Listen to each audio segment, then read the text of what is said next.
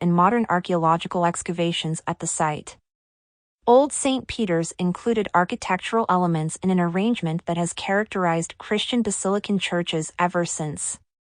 An atrium or courtyard in front of the basilica and a narthex across its width in the entrance end provided a place for people who had not yet been baptized.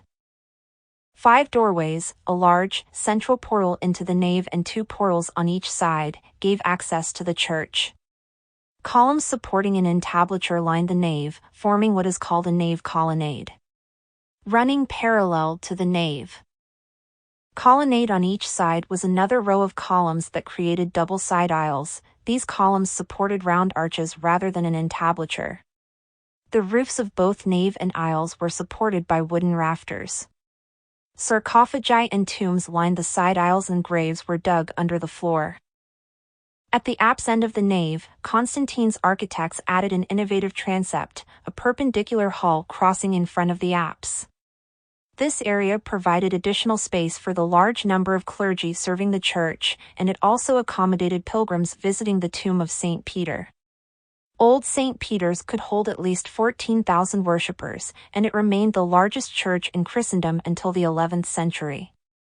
Santa Sabina. Old St. Peter's is gone, but the Church of Santa Sabina in Rome, constructed by Bishop Peter of Illyria a century later, between about 422 and 432, appears much as it did in the 5th century. Figs 10. 11. The basic elements of the early Christian basilica are clearly visible here, inside and out, a nave lit by clerestory windows, flanked by single side aisles, and ending in a rounded apse. Santa Sabina's exterior is simple brickwork. In contrast, the church's interior displays a wealth of marble veneer and 24 fluted marble columns with Corinthian capitals reused from a 2nd century pagan building. The columns support round arches, creating a nave arcade, in contrast to the straight rather than arching nave colonnade in Old St. Peter's. The spandrels between the arches are faced with marble veneer that portrays chalices and paten, essential equipment for the Eucharistic rite that took place at the altar.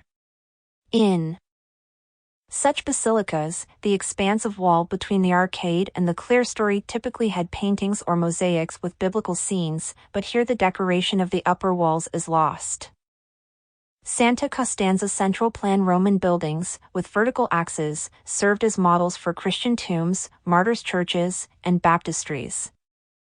One of the earliest surviving central plan Christian buildings is the Mausoleum of Constantina, daughter of Constantine.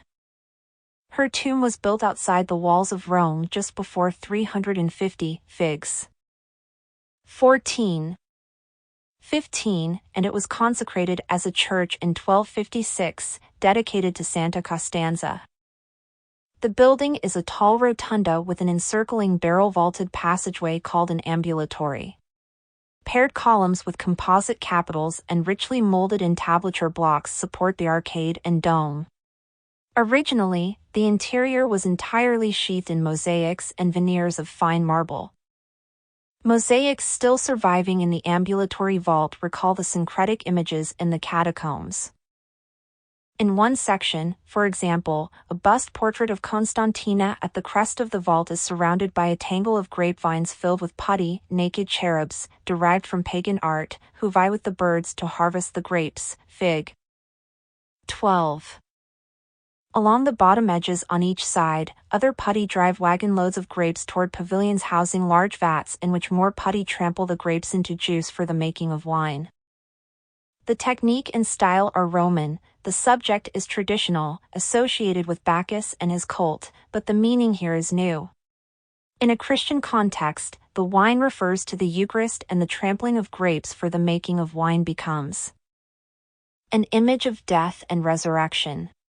Constantina's pagan husband, however, may have appreciated the parallel, pagan allusion. Within her mausoleum, Constantina was buried within a spectacularly huge porphyry sarcophagus, Fig 16, that was installed across from the entrance on the other side of the ambulatory in a rectangular niche, visible on the plan in Fig 14, an in-place replica peeks over the altar in Fig 15. The motifs are already familiar, the same theme of putty making wine that we saw highlighted in the mosaics of the ambulatory vaults. Here the scenes are framed by a huge, undulating grapevine, whose subsidiary shoots curl above and below to fill the flat sides of the box.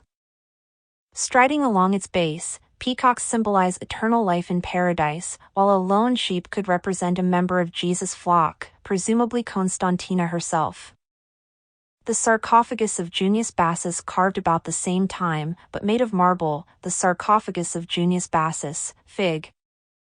17, is packed with elaborate figural scenes like the 2nd century CE Dionysiac sarcophagus, only here they are separated into 2 registers, where columns, entablatures, and gables divide the space into fields for individual scenes. Junius Bassus was a Roman official who, as the inscription here tells us, was newly baptized and died on August 25, 359, at age 42. In the center of both registers is a triumphant Christ.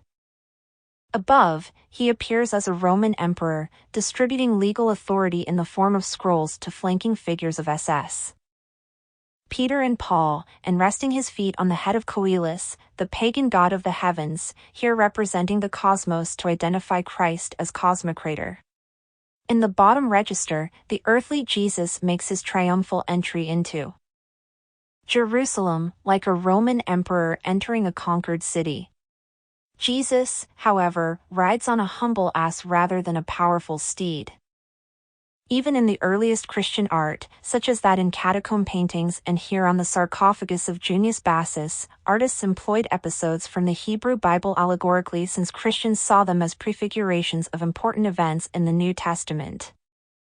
At the top left, Abraham passes the test of faith and need not sacrifice his son Isaac. Christians saw in this story an allegory that foreshadowed God's sacrifice of his own son, Jesus, which culminates not in Jesus' death, but in his resurrection. Under the triangular gable, second from the end at bottom right, the Hebrew Bible story of Daniel saved by God from the lions prefigures Christ's emergence alive from his tomb. At bottom far left, God tests the faith of Job, who provides a model for the sufferings of Christian martyrs. Next to Job, Adam and Eve have sinned to set in motion the entire Christian redemption story. Lured by the serpent, they have eaten the forbidden fruit and, conscious of their nakedness, are trying to hide their genitals with leaves. On the upper right side, spread over 2 compartments, Jesus appears before Pontius Pilate, who is about to wash his hands, symbolizing his denial of responsibility for Jesus' death. Jesus' position here, held captive between 2 soldiers, recalls his arrest in Gethsemane, especially since the composition of this panel is reflected in the arrests of the apostles Peter and Paul. Ravenna and Thessaloniki. As the city of Rome's political importance dwindled, that of other imperial cities grew. In 395, Emperor Theodosius I split the Roman Empire into Eastern and Western divisions, each ruled by one of his sons. Heading the west, Honorius first established his capital at Milan, but in 402, to escape the siege by Germanic settlers, he moved his government to Ravenna, on the east coast of Italy. Its naval base, Classis, had been important since the early days of the empire. In addition to military security, Ravenna offered direct access by sea to Constantinople. When Italy fell in 476 to the Ostrogoths, Ravenna became one of their headquarters, but the beauty and richness of early Christian buildings can still be experienced there in a remarkable group of especially well-preserved 5th and 6th century churches, baptistries, and oratories, encrusted with mosaics. The history of Thessaloniki as an imperial capital dates back even earlier, to the reorganization of Roman imperial government under Diocletian. Galerius, at first Diocletian Caesar at the creation of the Tetrarchy in 293 and then Emperor of the East from Diocletian's retirement in 305 to his own death in 311, made Thessaloniki his capital, initiating an ambitious building program that included a hippodrome, a palace, and a triumphal arch. After Constantine eliminated his rivals and became sole emperor of the Roman world in 324, Thessaloniki decreased in importance, though it remained a provincial capital and the seat of a powerful bishop. The local Christian community dates to the 1st century CE. St. Paul's letters written to the church in Thessaloniki during the 50s became part of the New Testament. The Rotunda Church of St. George in Thessaloniki Galerius constructed within his palace complex a grand rotunda that may have been intended for his tomb. During the 5th century, this imperial building was converted into a church through the addition of an apse on the east side, an entrance on the west, and an ambulatory encircling the entire rotunda. The interior surface of the huge dome, almost 100 feet in diameter, was covered with lavish golden mosaics, perhaps created by artists who were called here from Constantinople, which was developing into one of the great artistic centers of the Christian Roman world. Fig. 21. Forming a circle around and above worshippers within the building, 16 standing figures of saints dressed in liturgical vestments make orant gestures of prayer, as if celebrating the liturgy in paradise concurrent with the services held here on earth. Behind them is a backdrop of elaborate architectural fantasies composed of classical forms, decorated with gems, and inhabited by peacocks. The figures are equally classical, with their careful modeling, lavish drapery, and most notably their air of grace, eloquence, and composure. Classicizing features such as these will continue to develop as the early Christian art of the Eastern Roman Empire blossoms into Byzantine art, which will flourish until the 15th century, centered in Constantinople. 8. Byzantine art. The robust figures on this huge silver plate, Fig. enact 3 signature episodes in the youthful hero David's combat with the Philistine giant Goliath. In the upper register, David, easily identified not only by his youth but also by the prominent halo as the good guy in all 3 scenes, and Goliath challenge each other on either side of a seated classical personification of the stream that will be the source of the stones David is about to use in the ensuing battle. The confrontation itself appears in the middle, in a broad figural frieze whose size signals its primary importance. Goliath is most notable here for his superior armaments, helmet, spear, sword, and an enormous protective shield. At the bottom, David, stones and slingshot flung behind him, consummates his victory by severing the head of his defeated foe, whose imposing weapons and armor are scattered uselessly behind him. Some may be surprised to see a Judeo-Christian subject portrayed in a style that was developed for the exploits of classical heroes, but this mixture of traditions is typical of the eclecticism characterizing the visual arts as the Christianized Roman world became the Byzantine Empire. Patrons saw no conflict between the artistic principles of the pagan past and the Christian teaching undergirding their imperial present. To them, this Jewish subject, created for a Christian patron in a pagan style, would have attracted notice only because of its sumptuousness and its artistic virtuosity. This was one of 9 David plates unearthed in Cyprus in 1902. Control stamps, guaranteeing the purity of the material, much like the stamps of sterling that appear on silver today, date them to the reign of the Byzantine Emperor Heraclius. Displayed in the home of their owners, they were visual proclamations of wealth, but also of education and refined taste, just like collections of art and antiques in homes today. A constellation of iconographic and historical factors, however, allows us to uncover a subtler message. For the original owners, the single combat of David and Goliath might have recalled a situation involving their own emperor and enemies. The reign of Heraclius was marked by war with the Sasanian Persians. A decisive moment in the final campaign of 628-629 CE occurred when Heraclius himself stepped forward for single combat with the Persian general Rosatiz, and the emperor prevailed, presaging Byzantine victory. Some contemporaries referred to Heraclius as a new David.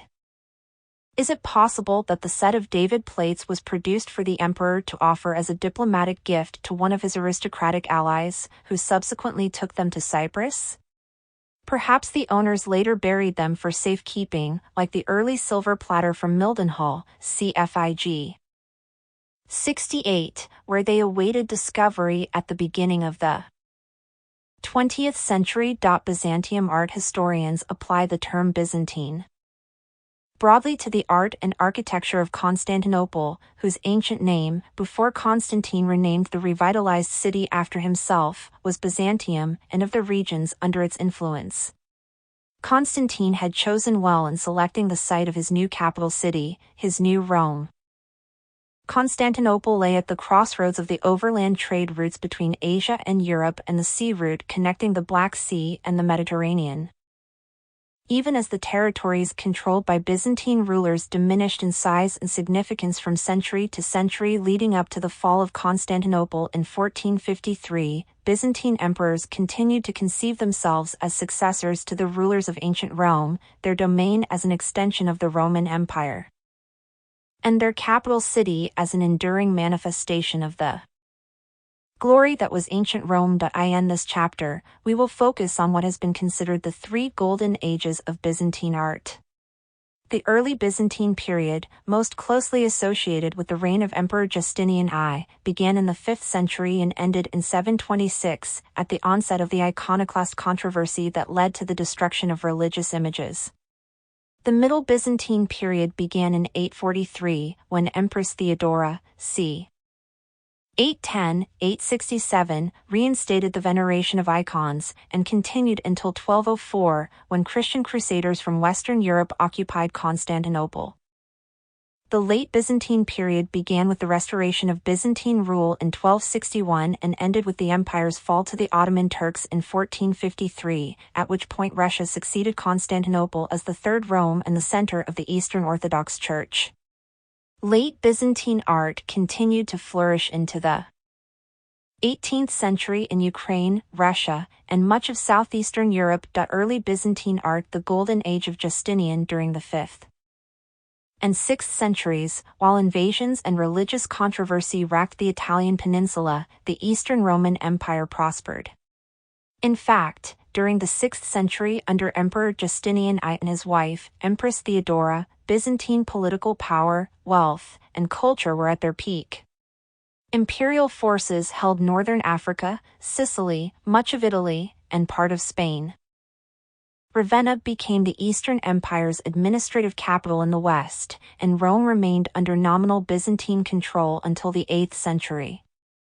Hagia Sophia in Constantinople and Constantinople, Justinian and Theodora embarked on a spectacular campaign of building and renovation, but little now remains of their architectural projects or of the old imperial capital itself.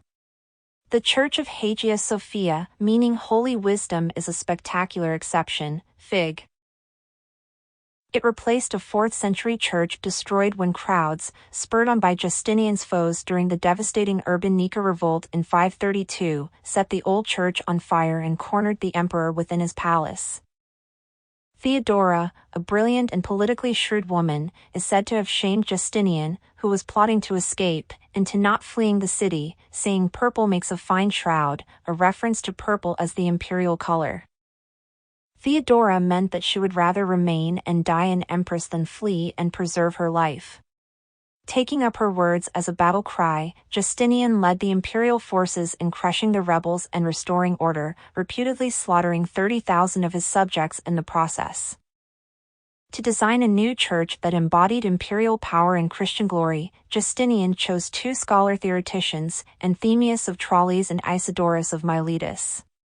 Anthemius was a specialist in geometry and optics, and Isidorus a specialist in physics who had also studied vaulting. They developed an audacious and awe-inspiring design, executed by builders who had refined their masonry techniques by building the towers and domed rooms that were part of the city's defenses. So when Justinian ordered the construction of domed churches, and especially Hagia Sophia, master masons with a trained and experienced workforce stood ready to give permanent form to his architect's dreams. The new Hagia Sophia was not constructed by the miraculous intervention of angels, as was rumored, but by mortal builders in only 5 years. Procopius of Caesarea, who chronicled Justinian's reign, claimed poetically that Hagia Sophia's gigantic dome seemed to hang suspended on a golden chain from heaven. Legend has it that Justinian himself, aware that architecture can be a potent symbol of earthly power, compared his accomplishment with that of the legendary builder of the first temple in Jerusalem, saying, "Solomon, I have outdone you." Hagia Sophia is an innovative hybrid of longitudinal and central architectural planning, Fig. The building is clearly dominated by the hovering form of its gigantic dome, Fig. But flanking conches, half-domes, extend the central space into a longitudinal nave that expands outward from the central dome to connect with the narthex on one end and the half-dome of the sanctuary apse on the other. This processional core, called the naos in Byzantine architecture, is flanked by side aisles and galleries above them overlooking the naos. Since its idiosyncratic mixture of basilica and rotunda precludes a ring of masonry underneath the dome to provide support around its circumference, as in the Pantheon, see Figs. 50. 51. The main dome of Hagia Sophia rests instead on four pendentives that connect the base of the dome with the huge supporting piers at the four corners of the square area beneath it. And since these piers are essentially submerged back into the darkness of the aisles, rather than expressed within the main space itself, CFIG. The dome seems to float mysteriously over a void. The miraculous, weightless effect was reinforced by the light-reflecting gold mosaic that covered the surfaces of dome and pendentives alike, as well as by the band of 40 windows that perforate the base of the dome right where it meets its support. This daring move challenges architectural logic by seeming to weaken the integrity of the masonry at the very place where it needs to be strong, but the windows created the circle of light that helps the dome appear to hover, and a reinforcement of buttressing on the exterior made the solution sound as well as shimmering. The origin of the dome on pendentives is obscure, but its large-scale use at Hagia Sophia was totally unprecedented and represents one of the boldest experiments in the history of architecture. It was to become the preferred method of supporting domes in Byzantine architecture. The architects and builders of Hagia Sophia clearly stretched building materials to their physical limits, denying the physicality of the building in order to emphasize its spirituality.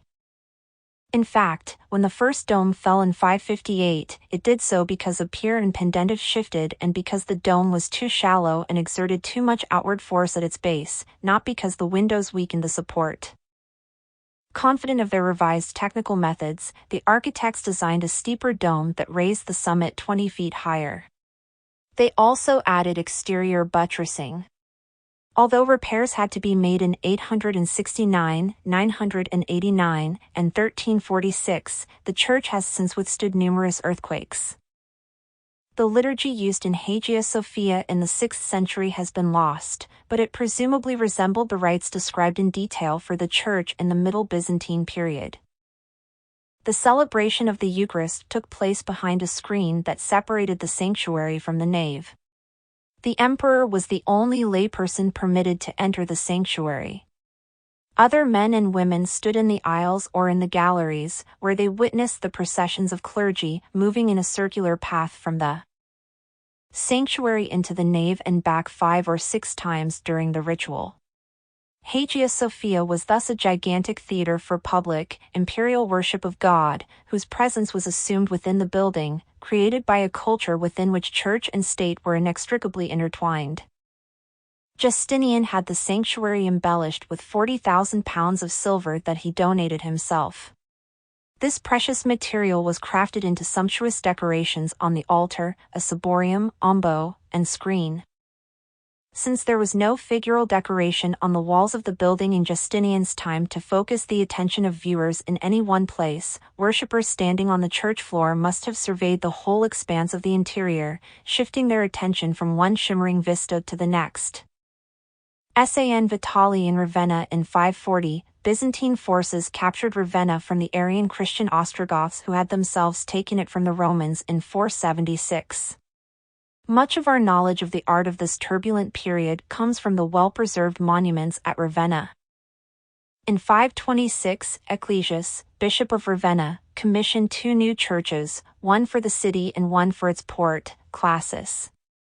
In the 520s, construction began on a central plan church, a martyrium dedicated to the 4th century Roman martyr Saint Vitalis, but it was not finished until after Justinian had conquered Ravenna and established it as the administrative capital of Byzantine Italy. Fig. San Vitale was designed as a central domed octagon surrounded by 8 radiating exedri, surrounded in turn by an ambulatory and gallery, all covered by vaults. A rectangular sanctuary and semicircular apse project from one of the sides of the octagon, and circular rooms flank the apse. A separate oval narthex, set off-axis, joined church and palace and also led to cylindrical stair towers that gave access to the second-floor gallery. The floor plan of San Vitale only hints at the effect of the complex, interpenetrating interior spaces of the church, an effect that was enhanced by the offset narthex, with its double sets of doors leading into the church. People entering from the right saw only arched openings, whereas those entering from the left approached on an axis with the sanctuary, which they saw straight ahead of them. The dome rests on 8 large piers that frame the exedry and the sanctuary. The undulating, 2-story exedry open through superimposed arcades into the outer aisles on the ground floor and into galleries on the second floor. They push out the circular central space and create an airy, floating sensation, reinforced by the liberal use of veined marble veneer and colored glass and gold mosaics in the surface decoration. As in Hagia Sophia, structure seems to dissolve into shimmering light and color, only here an elaborate program of figural mosaics focuses the worshipper's attention within the sanctuary. Fig. In the half-dome of the sanctuary apse, Fig. Saint Vitalis and Bishop Ecclesias flank an image of Christ enthroned. The other sanctuary images relate to its use for the celebration of the Eucharist. The lunette on the north wall shows an altar table set for the meal that Abraham offers to 3 disguised angels, and next to it a portrayal of his near sacrifice of Isaac. In the spandrels and other framed wall spaces appear prophets and evangelists, and the program is bristling with symbolic references to Jesus, but the focus of the sanctuary program is the courtly tableau in the half-dome of the apse. A youthful, classicizing Christ appears on axis, dressed in imperial purple and enthroned on a cosmic orb in paradise, the setting indicated by the 4 rivers that flow from the ground underneath him. 2 winged angels flank him, like imperial bodyguards or attendants. In his left hand Christ holds a scroll with 7 seals that he will open at his second coming at the end of time, proclaiming his authority not only over this age, but over the age to come. He extends his right hand to offer a crown of martyrdom to a figure on his right labeled as Saint Vitalis, the saint to whom this church is dedicated. On the other side is the only unnamed figure in the tableau, labeled as Bishop Ecclesias, the founder of San Vitale, who holds forward a model of the church itself, offering it to Christ. The artist has imagined a scene of courtly protocol in paradise, where Christ, as emperor, gives a gift to, and receives a gift from, members of the celestial entourage.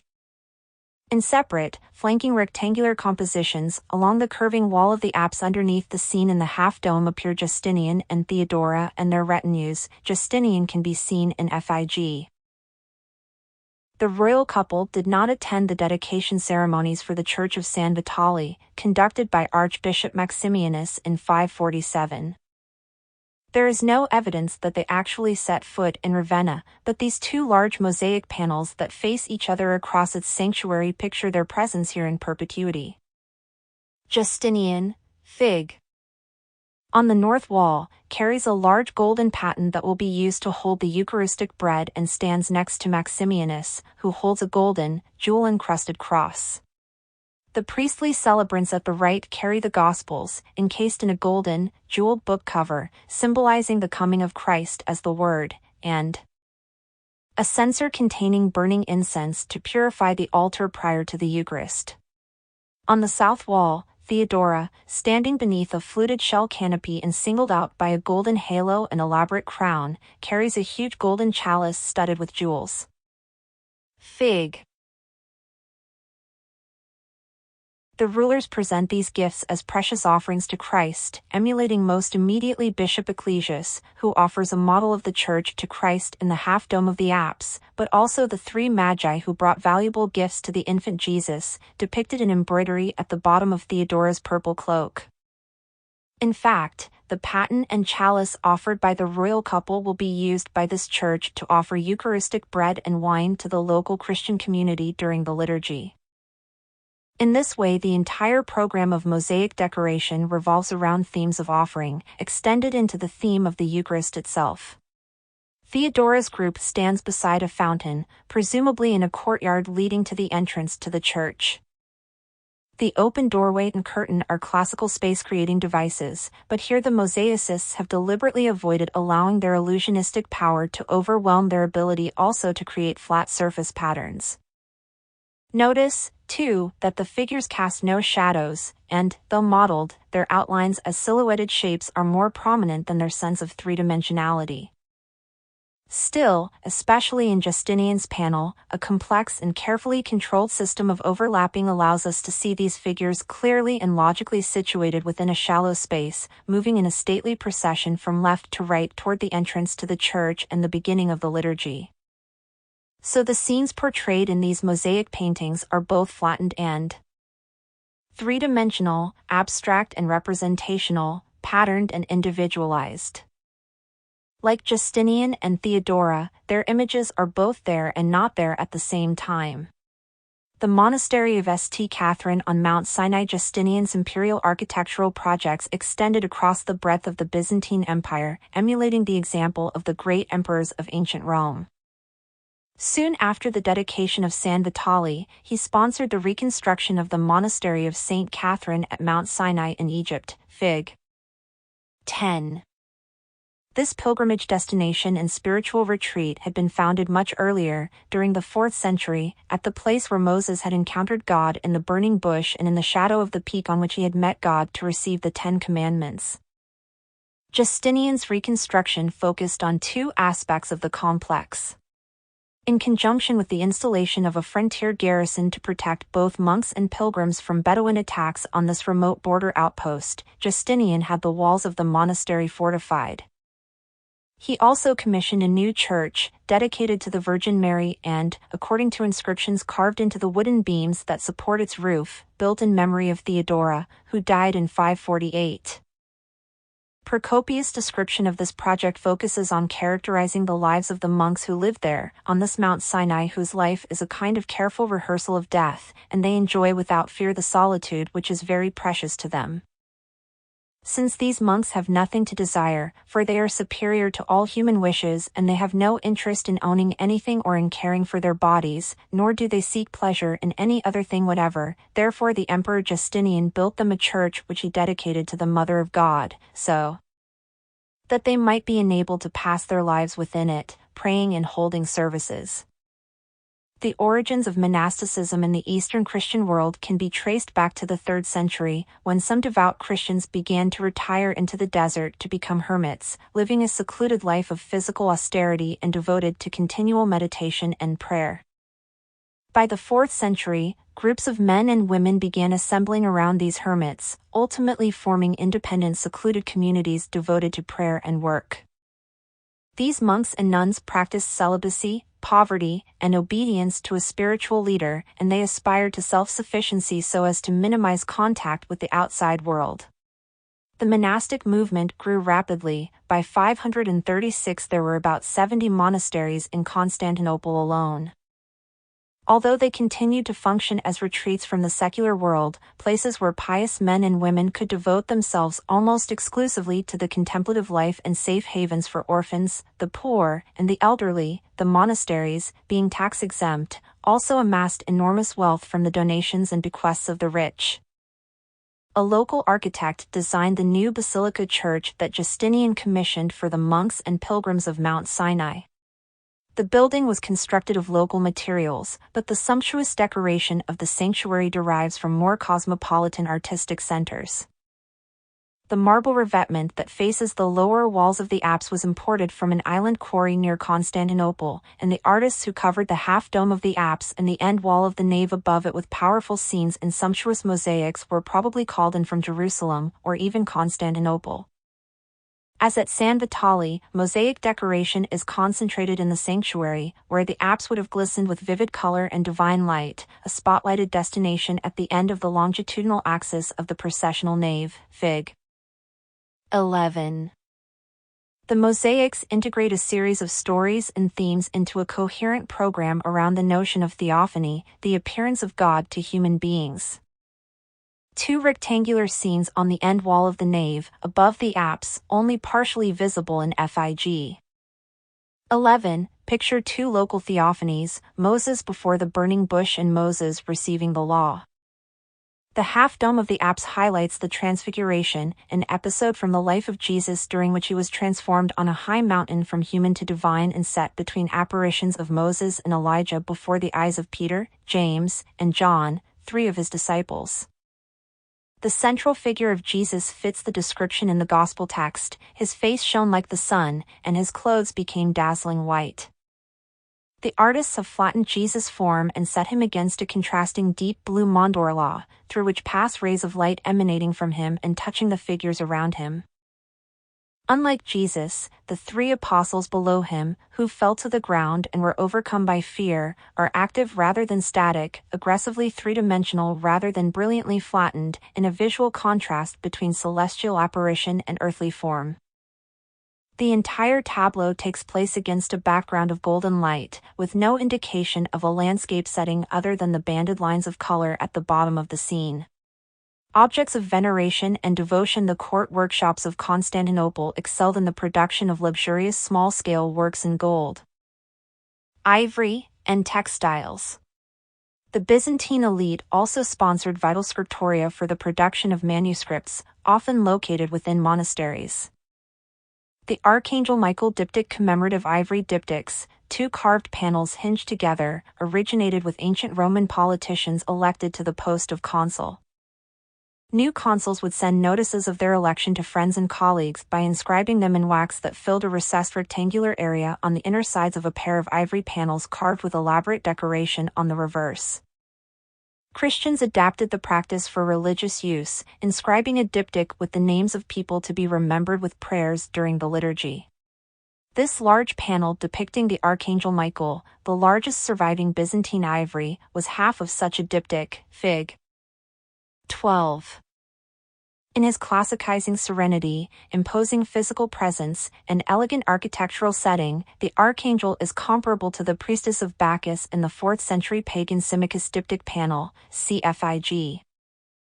70, and reminiscent of the standing saints in the dome mosaics of St. George in Thessaloniki. Fig. 21. His relationship to the architectural space and the frame around him, however, is more complex. His heels rest on the top step of a stair that clearly lies behind the columns and pedestals, but the rest of his body projects in front of them, since it overlaps the architectural setting, creating a striking tension between this celestial figure and his terrestrial backdrop. The angel is outfitted here as a divine messenger, holding a staff of authority in his left hand and a sphere symbolizing worldly power in his right. Within the arch is a similar cross-topped orb, framed by a wreath bound by a ribbon with long, rippling extensions, that is set against the background of a scallop shell. The lost half of this diptych would have completed the Greek inscription across the top, which reads, "Receive these gifts, and having learned the cause." Perhaps the other panel contained a portrait of the emperor, many think he would be Justinian, or of another high official who presented the panels as a gift to an important colleague, acquaintance, or family member. Nonetheless, the emphasis here is on the powerfully classicized celestial messenger, who does not need to obey the laws of earthly scale or human perspective. The Vienna Genesis Byzantine manuscripts were often made with very costly materials. For example, sheets of purplied vellum and gold and silver inks were used to produce a codex now known as the Vienna Genesis. It was probably made in Syria or Palestine, and the purple vellum indicates that it may have been created for an imperial patron, since costly purple dye, made from the secretions of murex mollusks, was usually restricted to imperial use. The Vienna Genesis is written in Greek and illustrated with pictures that appear below the text at the bottom of the pages. The story of Rebecca at the well, Fig.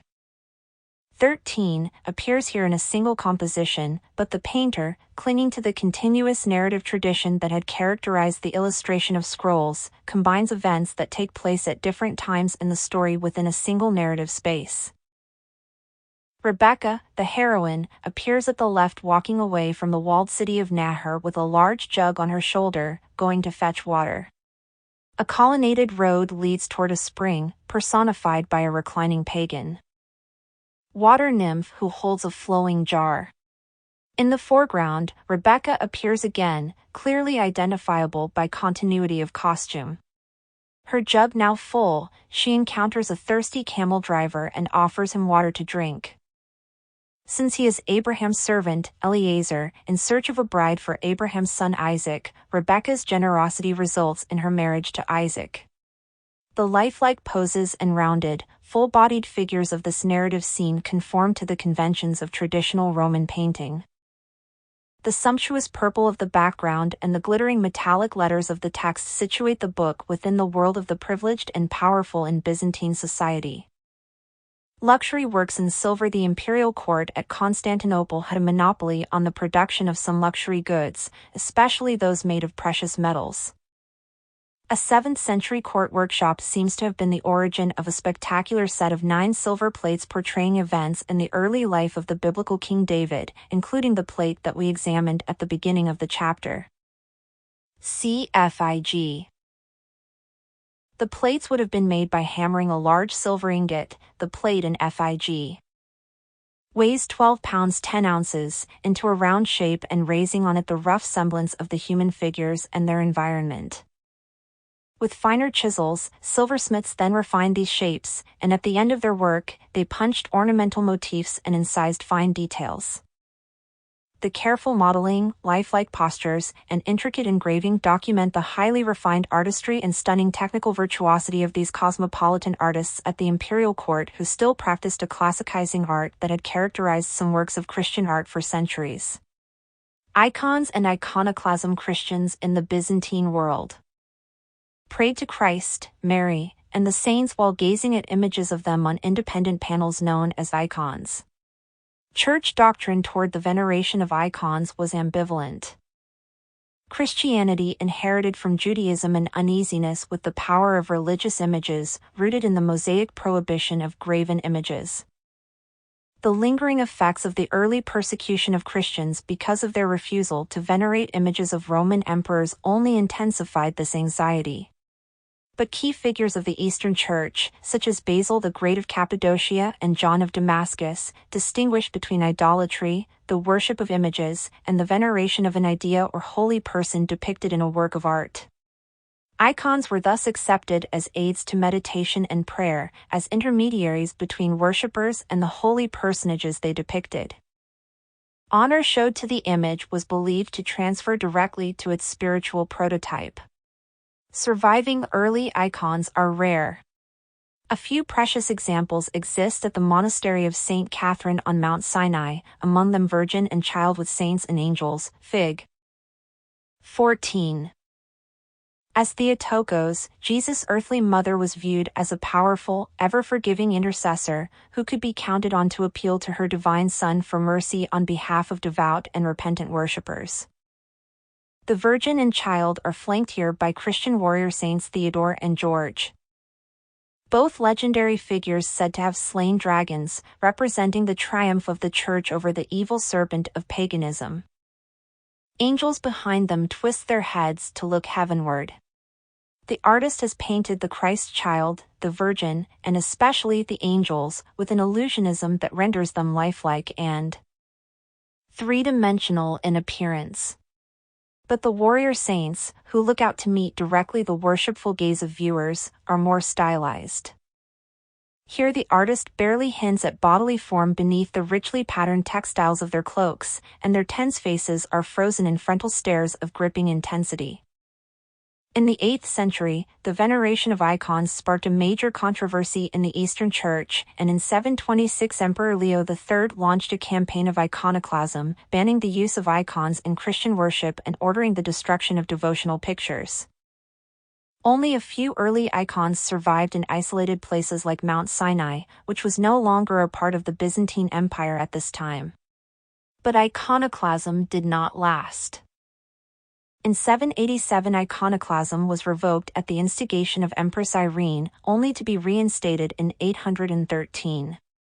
Again it was an empress, Theodora, widow of Theophilus, last of the iconoclastic emperors, who reversed her husband's policy in 843, and from this moment onward icons would play an increasingly important role as the history of Byzantine art developed. Middle Byzantine art with the turmoil and destruction of iconoclasm behind them, Byzantine patrons and artists turned during the second half of the 9th century to ambitious projects of restoration and renewal, redecorating church interiors with figural images and producing new icons in a variety of media for the devotional practices of the faithful. This period also saw a renewal and expansion of the power and presence of monasteries in the Byzantine world. A new Macedonian dynasty of rulers, founded in 866 by Emperor Basil I and continuing until 1056, increased Byzantine military might, leading to an expansion of imperial territory, only checked in the mid-11th century by the growing power of the Turks, who dealt the Byzantine army a series of military setbacks that would continue to erode the empire until the 15th century. But after the empire stabilized under the Komnenian dynasty, it was not the Turks who instigated the end of the Middle Byzantine period. It ended abruptly when Christian crusaders from the West, setting out on a holy war against Islam, diverted their efforts to conquering the wealthy Christian Byzantine Empire, taking Constantinople in 1204. The Crusaders looted the capital and set up a Latin dynasty of rulers to replace the Byzantine emperors, who fled into exile. The patronage of the Macedonian dynasty stimulated a new golden age of Byzantine art, often referred to as the Macedonian Renaissance, since it was marked by an intensified interest in the styles and themes of classical art, as well as by a general revitalization of intellectual life, including the study and emulation of the classics. As the Middle Byzantine period developed, the geography of Byzantine art changed significantly. As we have seen, early Byzantine civilization had been centered in lands along the rim of the Mediterranean Sea that had been within the Roman Empire. During the Middle Byzantine period, Constantinople's scope was reduced to present-day Turkey and other areas by the Black Sea, as well as the Balkan Peninsula, including Greece and southern Italy.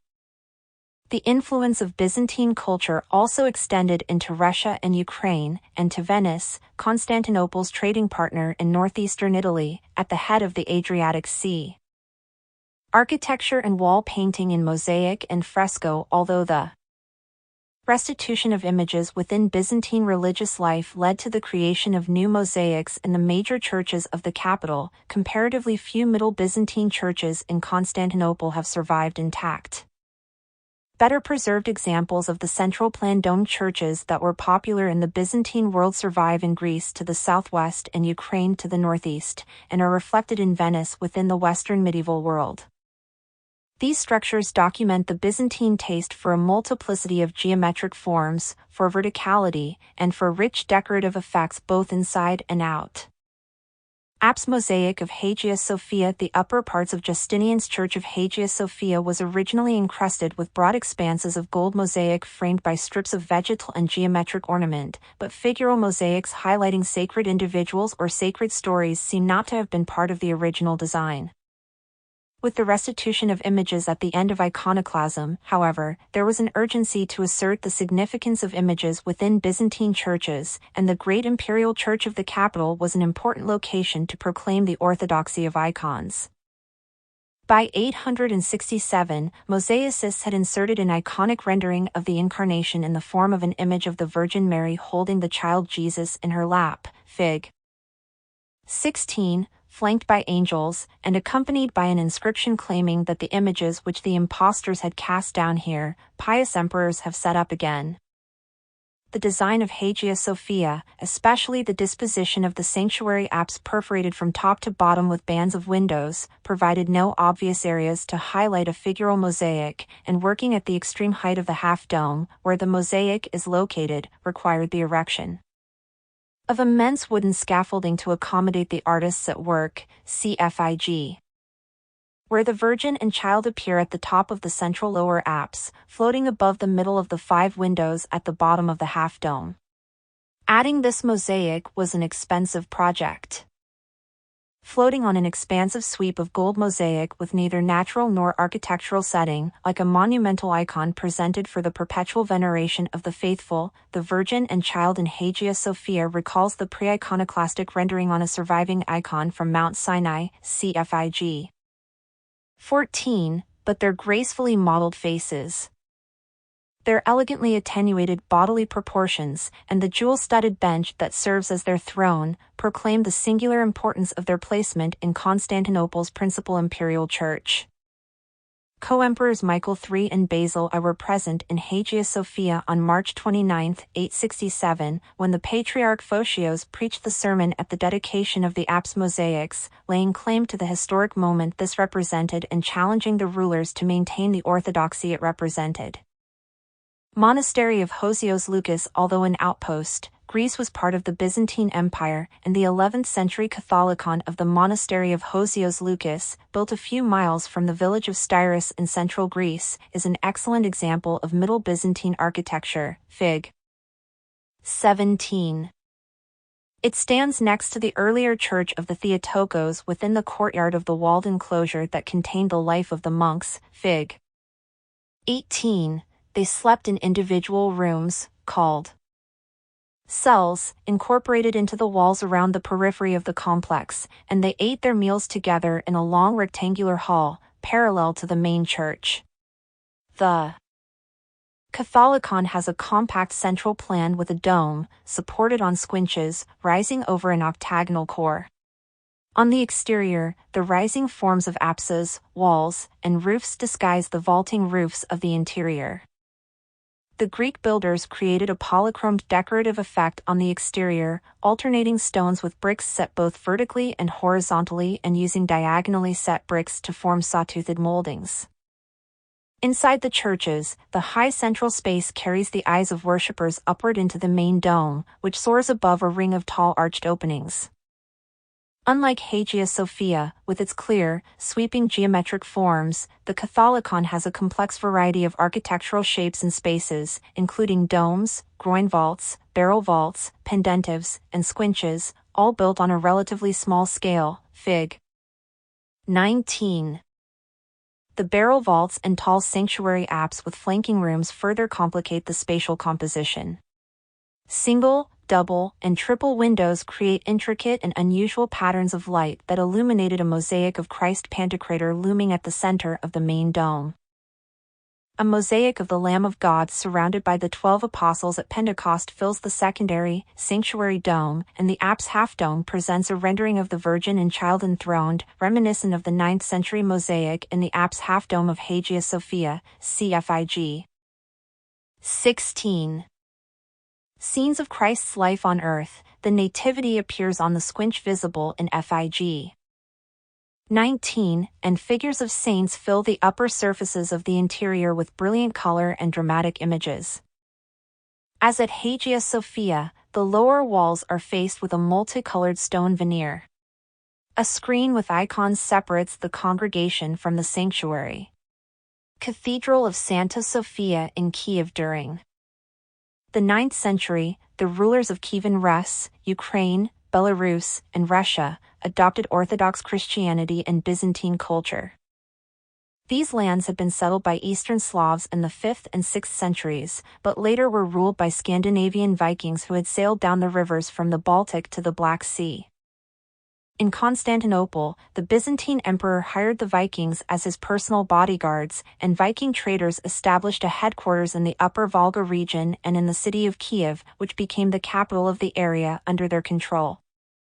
The first Christian member of the Kievan ruling family was Princess Olga, who was baptized in Constantinople by the Patriarch himself, with the Byzantine Emperor as her godfather. Her grandson Grand Prince Vladimir established Orthodox Christianity as the state religion in 988 and cemented his relations with the Byzantines by accepting baptism and marrying Anna, the sister of the powerful Emperor Basil II. Vladimir's son Grand Prince Yaroslav, r. 1036-1054, founded the Cathedral of Santa Sofia in Kiev, Fig. 20. The church, originally designed as a typical Byzantine multiple-domed cross, was expanded with double side aisles, leading to 5 apses, and incorporating a large central dome surrounded by 12 smaller domes, all of which creates a complicated and compartmentalized interior. The central domed space of the crossing, however, focuses attention on the nave and the main apse, where the walls glow with lavish decoration, including the mosaics of the central dome, the apse, and the arches of the crossing.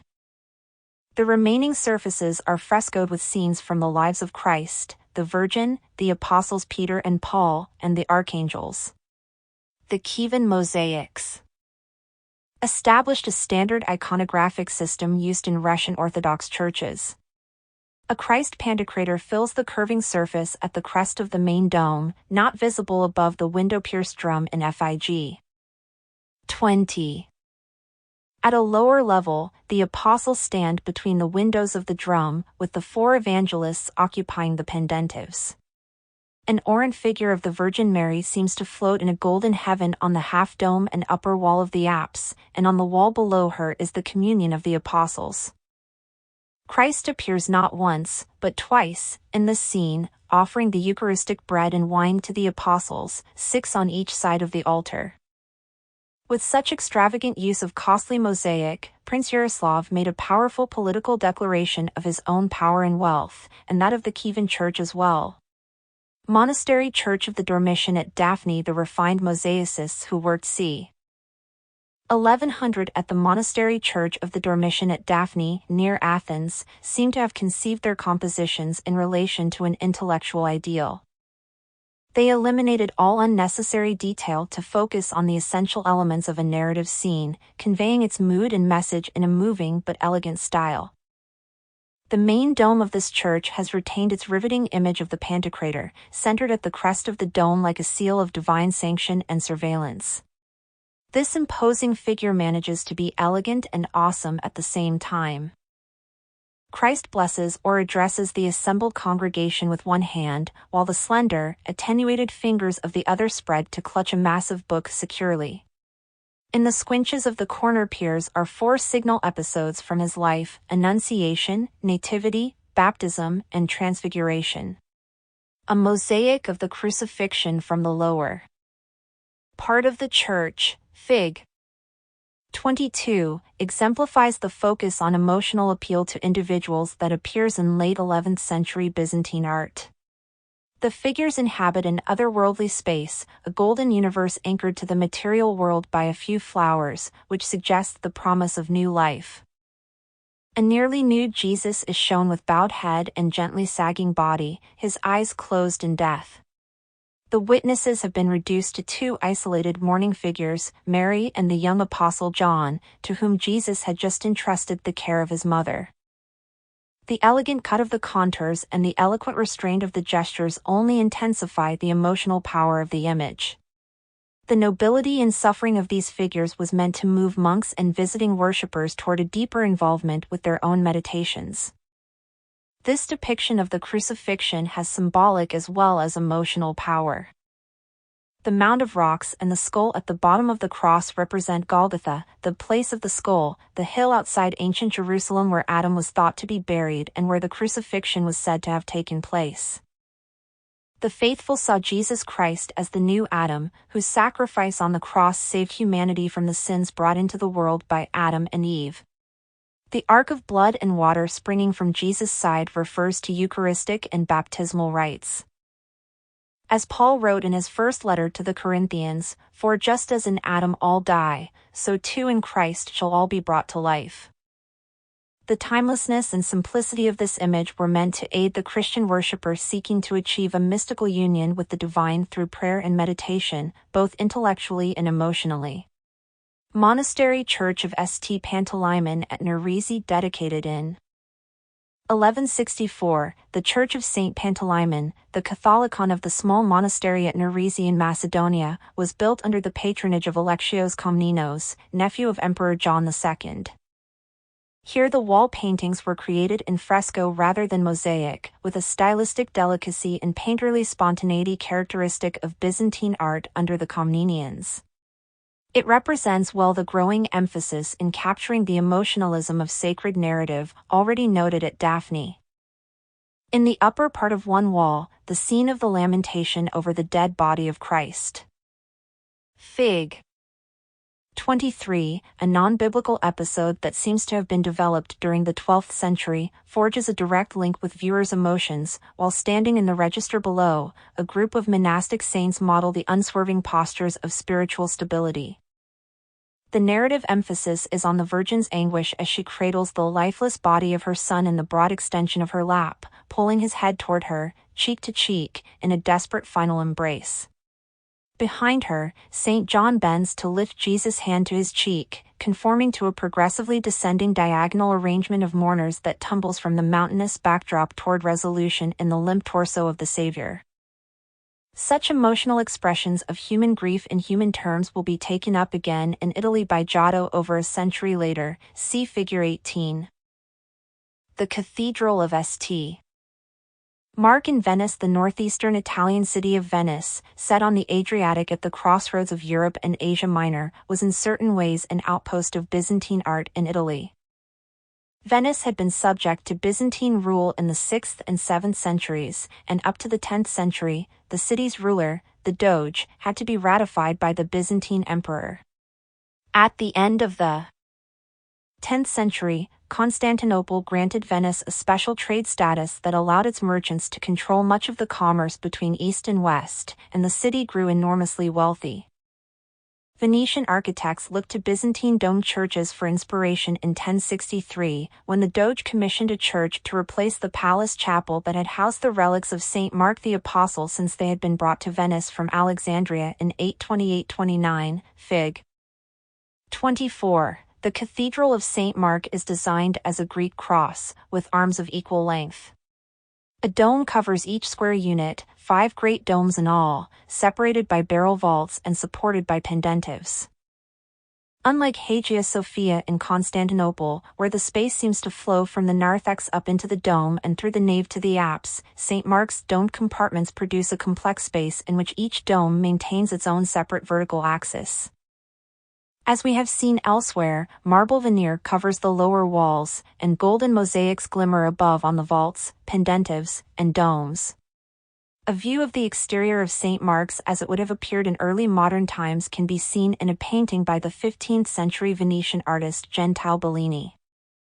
Precious objects of commemoration, veneration, and devotion as in the early Byzantine period, 10th, 11th, and 12th century artists produced small, often portable, luxury items for wealthy members of the imperial court as well as for church dignitaries. These patrons often commissioned such precious objects as official gifts for one another. They had to be portable, sturdy, and refined, representing the latest trends in style and subject. These works frequently combined exceptional beauty and technical virtuosity with religious meaning. Many were icons or devotional objects. Ivory carving, gold and enamel work, fine books, and intricate panel paintings were especially prized. Ivory standing slightly over 9 inches tall, the small ivory ensemble known as the Harbeville triptych was made as a portable devotional object with 2 hinged wings that could be folded shut for travel. Its privileged owner used this work as the focus for private prayer. As a luxury object, it also signaled high status and wealth. When opened, the triptych features across the top of the central panel a tableau with an enthroned Christ flanked by Mary and St. John the Baptist. This is a composition known as the Deesis, which shows Mary and John interceding with Christ, presumably pleading for forgiveness and salvation for the owner of this work. St. Peter stands directly under Christ, gesturing upward toward him, and flanked by 4 other apostles, SS James, John, Paul, and Andrew, all identified by inscriptions. The figures in the outer panels are military saints, bishop saints, and martyrs. These holy figures stand in undefined spatial settings, given definition only by the small bases under their feet, effectively removing their gently modeled forms from the physical world. As a whole, they represent a celestial court of saints attending the enthroned Christ in paradise, categorized into thematic groups in an organization that recalls the ordered distribution of subjects in a Middle Byzantine church, see Figs. 19. 20. On the back of the central panel, Fig.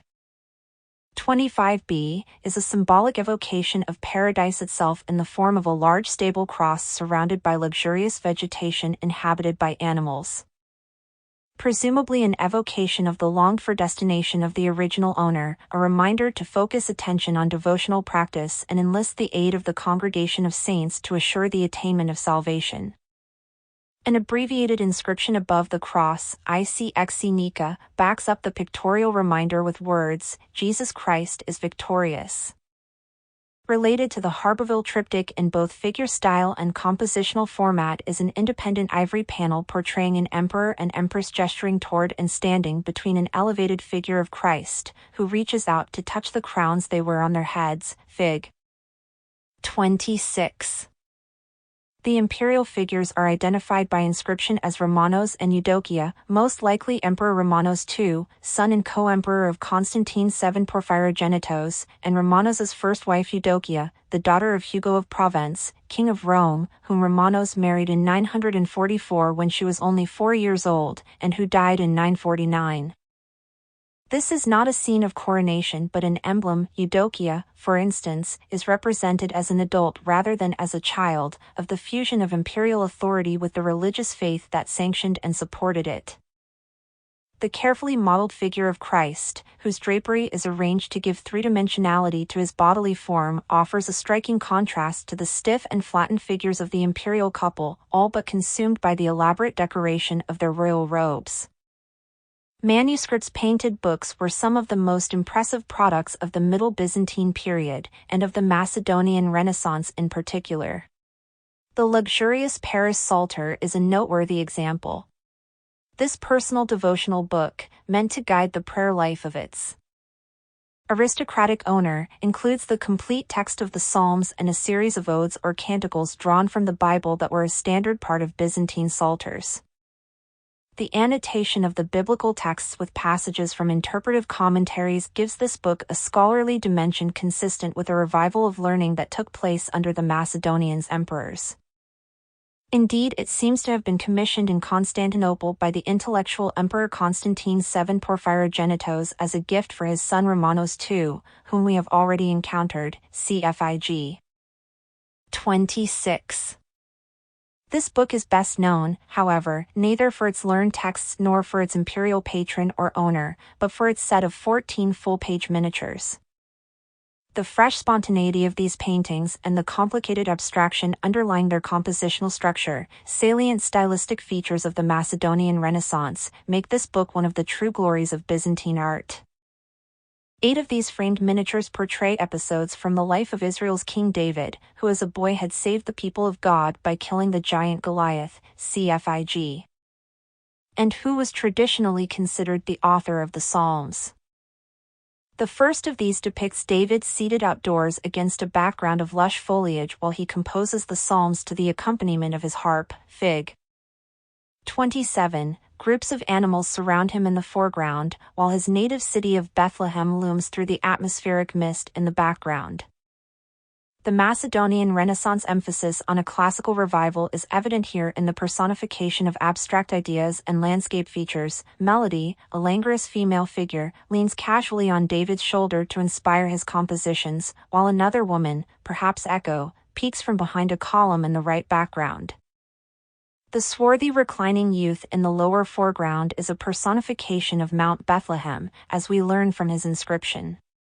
The motif of the dog watching over the sheep and goats while his master strums the harp invokes the classical subject of Orpheus charming wild animals with music. The strongly modeled three-dimensionality of the forms, the integration of the figures into a three-dimensional space, and the use of atmospheric perspective all enhance the classical flavor of the painting, in yet another example of the enduring vitality of pagan artistic traditions at the Christian court in Constantinople. Icons. In the centuries after the end of iconoclasm, one of the major preoccupations of Byzantine artists was the creation of independent devotional images in a variety of media. The revered 12th century icon of Mary and Jesus known as the Virgin of Vladimir was probably painted in Constantinople but brought to Kiev. This distinctively humanized image is another example of the growing desire for a more immediate and personal religion that we have already seen in the crucifixion mosaic at Daphne, dating slightly earlier. Here the artist used an established iconographic type, known as the Virgin of Compassion, showing Mary and the Christ child pressing their cheeks together and gazing at each other with tender affection, that is found as early as the 10th century and was believed to have been first painted by St. Luke, reproducing what he had seen in a vision. The Virgin of Vladimir was thought to protect the people of the city where it resided. It arrived in Kiev sometime in the 1130s, was subsequently taken to the city of Suzdal, and finally to Vladimir in 1155. In 1480, it was moved to the Cathedral of the Dormition in the Moscow Kremlin. Also from the 12th century, but made from more precious materials and presenting a saintly image more hieratic than intimate, is a representation of the Archangel Michael in silver gilt and enamel, whose technical virtuosity and sumptuous media suggest it may have been an imperial commission for use within the palace complex itself. Saint Michael is dressed here as a confrontational military commander in the heavenly forces, a real contrast with the calmly classicizing angelic form he takes in the large ivory panel we examined from the early Byzantine period, cfig. 12. This later Saint Michael did not remain in Constantinople. It is now in the treasury of the Cathedral of St. Mark in Venice, one of many precious objects taken as booty by Latin Crusaders in 1204 at the fall of Constantinople during the ill-conceived Fourth Crusade. This devastating event brought an abrupt end to the Middle Byzantine period. Late Byzantine art. A third great age of Byzantine art began in 1261, after the Byzantines expelled the Christian Crusaders who had occupied Constantinople for nearly 60 years. Although the empire had been weakened and its domain decreased to small areas of the Balkans and Greece, the arts underwent a resurgence known as the Paleolog Renaissance after the new dynasty of emperors who regained Constantinople. The patronage of emperors, wealthy courtiers, and the church stimulated renewed church building as well as the production of icons, books, and precious objects.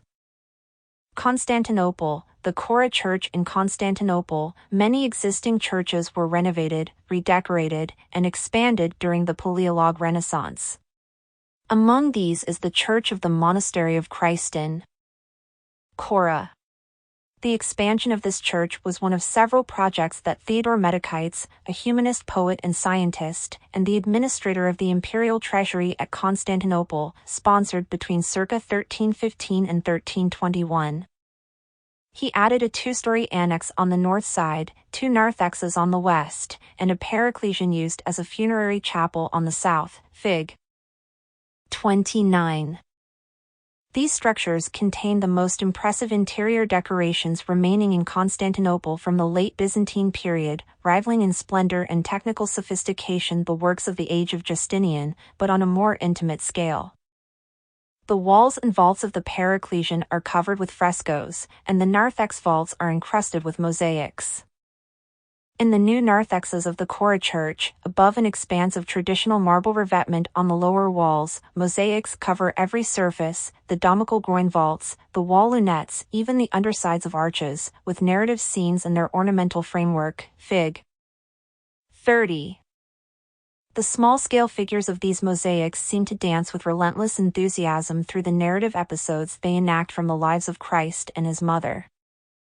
Unlike the stripped-down narrative scenes of Daphne, cfig. 22. Here the artists have lavished special attention on the settings, composing their stories against backdrops of architectural fantasies and stylized plants. The architecture of the background is presented in an innovative system of perspective, charting its three-dimensionality not in relation to a point of convergence in the background, as will be the case in the linear, one-point perspective of 15th-century Florentine art, c. Renaissance perspective, page 610, but projecting forward in relationship to a point in the foreground, thereby drawing attention to the figural scenes themselves. The Chora mosaics build on the growing Byzantine interest in the expression of emotions within religious narrative, but they broach a level of human tenderness that surpasses anything we have seen in Byzantine art thus far. The artists invite viewers to see the participants in these venerable sacred stories as human beings just like themselves, only wealthier and holier. For example, an entire narrative field in one vault is devoted to a scene where the infant Mary is cuddled between her adoring parents, Joachim and Anna, Fig. 33. Part of the scene is visible in Fig. 30.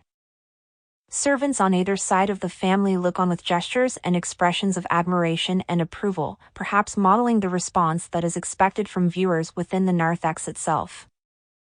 The human interaction even extends to details, such as the nuzzling of Mary's head into the beard of her father as she leans back to look into his eyes, and her tentative reach toward her mother's face at the same time.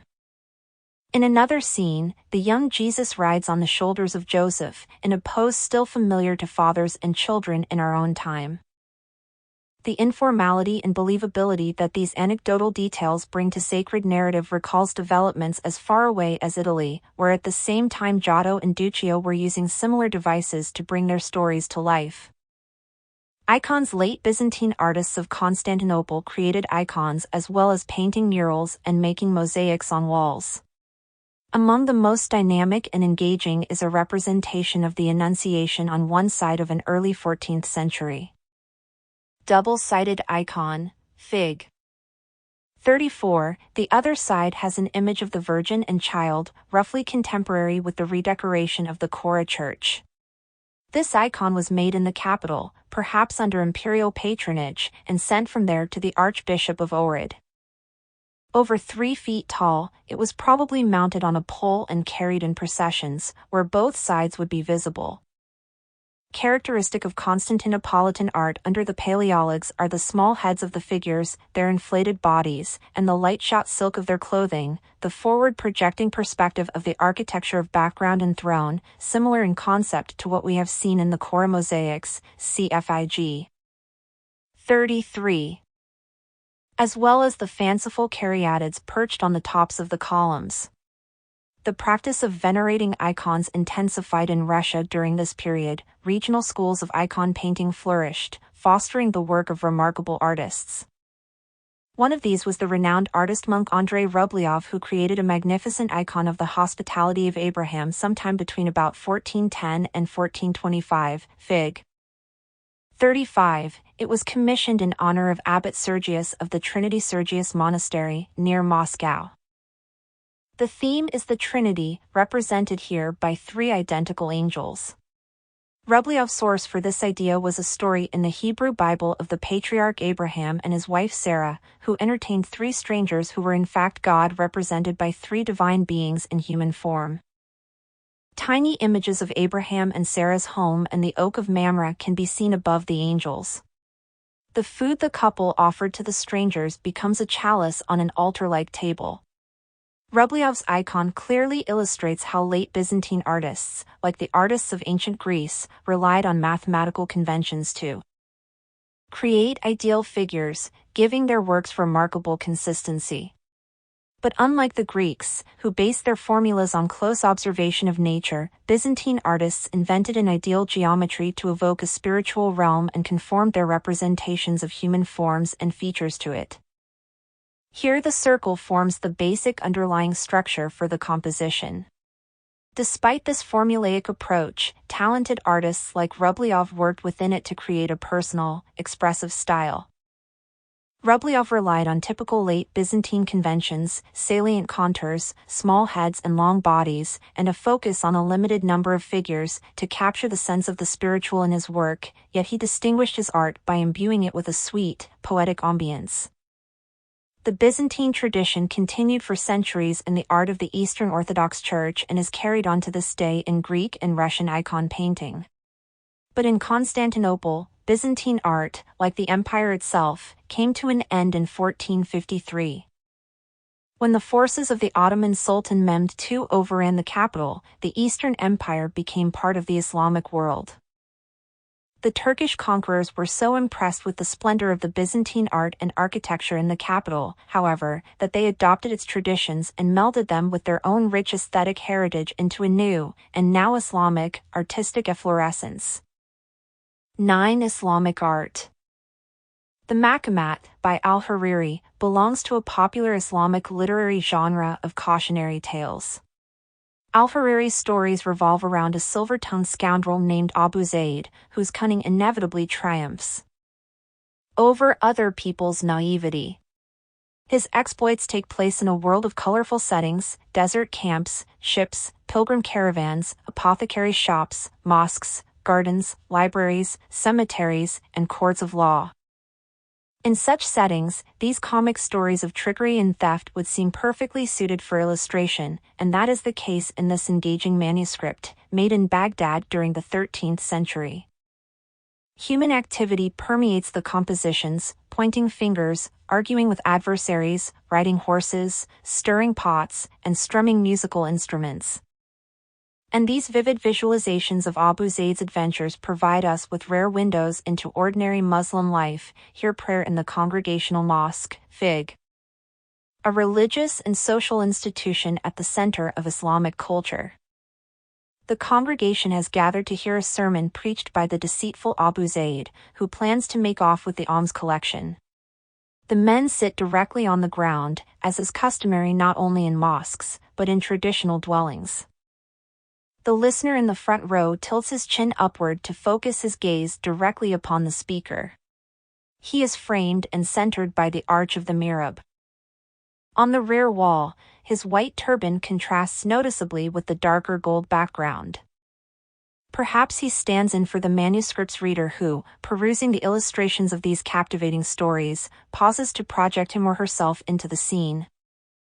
The columns of the mosque's arcades have ornamental capitals from which spring half-round arches. Glass mosque lamps hang from the center of each arch. Figures wear turbans and flowing, loose-sleeved robes with epigraphic borders embroidered in gold. Abu Zayd delivers his sermon from the steps of a minbar, with an arched gateway opening at the lowest level.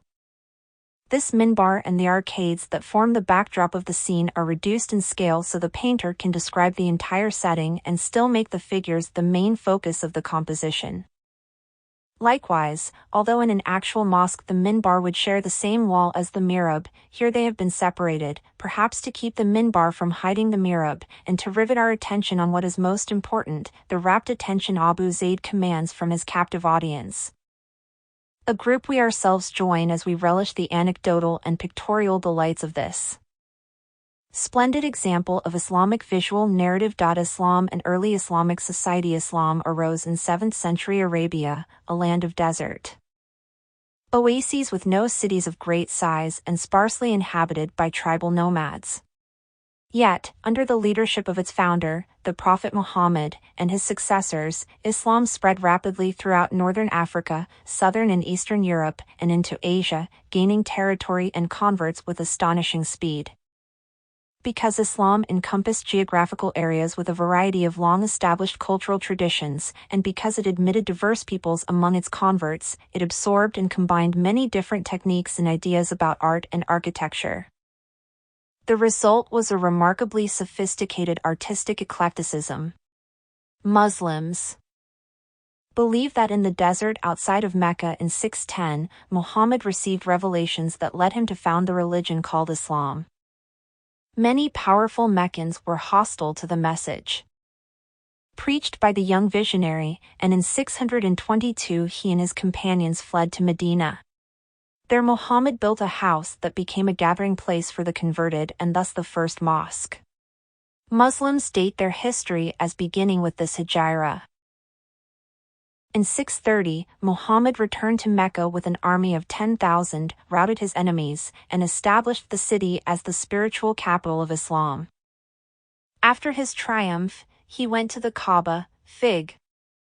A cube-like, textile-draped shrine said to have been built for God by Ibrahim and Ismail and long the focus of pilgrimage and polytheistic worship. He emptied the shrine, repudiating its accumulated pagan idols, while preserving the enigmatic structure itself and dedicating it to God. The Kaaba is the symbolic center of the Islamic world, the place to which all Muslim prayer is directed and the ultimate destination of Islam's obligatory pilgrimage, the Hajj. Each year, huge numbers of Muslims from all over the world travel to Mecca to circumambulate the Kaaba during the month of pilgrimage. The exchange of ideas that occurs during the intermingling of these diverse groups of pilgrims has contributed to Islam's cultural eclecticism. Muhammad's act of emptying the Kaaba of its pagan idols instituted the fundamental practice of avoiding figural imagery in Islamic religious architecture. This did not, however, lead to a ban on art.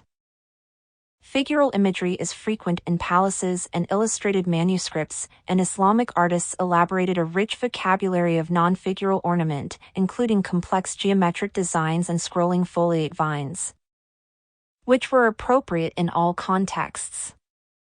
Islamic art revels in surface decoration, in manipulating line, color, and especially pattern, often highlighting the interplay of pure abstraction, organic form, and script. According to tradition, the Quran assumed its final form during the time of the third caliph, Uthman. As the language of the Quran, Arabic and its script have been a powerful unifying force within Islam. From the 8th through the 11th centuries, it was the universal language among scholars in the Islamic world and in some Christian lands as well.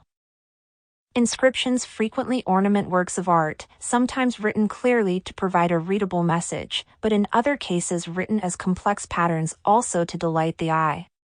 The Prophet was succeeded by a series of caliphs. The accession of Ali as the fourth caliph provoked a power struggle that led to his assassination and resulted in enduring divisions within Islam.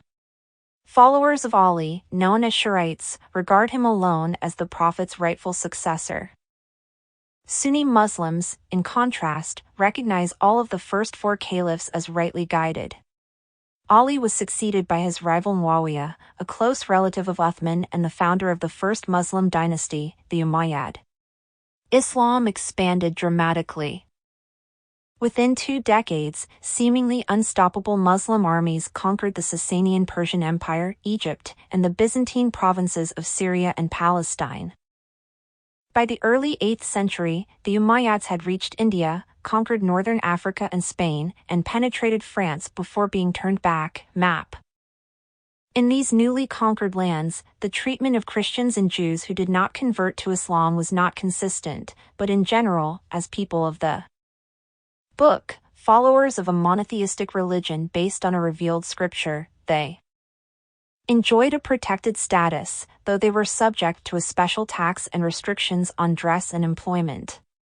Muslims participate in congregational worship at a mosque. The Prophet Muhammad himself lived simply and instructed his followers in prayer at his house, now known as the Mosque of the Prophet, where he resided in Medina. This was a square enclosure that framed a large courtyard with rooms along the east wall where he and his family lived. Along the south wall, a thatched portico supported by palm tree trunks sheltered both the faithful as they prayed in Muhammad as he spoke from a low platform. This simple arrangement inspired the design of later mosques. Without the architectural focus provided by chancels, altars, naves, or domes, the space of this prototypical hypostyle mosque reflected the founding spirit of Islam in which the faithful pray as equals directly to God, led by an imam, but without the intermediary of a priesthood. The early period, 9th through 12th centuries, the caliphs of the Umayyad dynasty ruled from Damascus in Syria, and throughout the Islamic Empire they built mosques and palaces that projected the authority of the new rulers and reflected the growing acceptance of Islam. In 750 the Abbasid clan replaced the Umayyads in a coup d'état, ruling as caliphs until 1258 from Baghdad, in Iraq. Their long and cosmopolitan reign saw achievements in medicine, mathematics, the natural sciences, philosophy, literature, music, and art.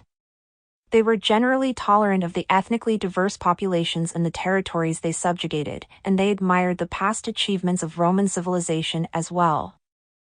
As the living traditions of Byzantium, Persia, India, and China, freely borrowing artistic techniques and styles from all of them. In the 10th century, the Islamic world split into separate kingdoms ruled by independent caliphs. In addition to the Abbasids of Iraq, there was a Fatimid Shurite caliph ruling Tunisia and Egypt, and a descendant of the Umayyads ruling Spain and Portugal.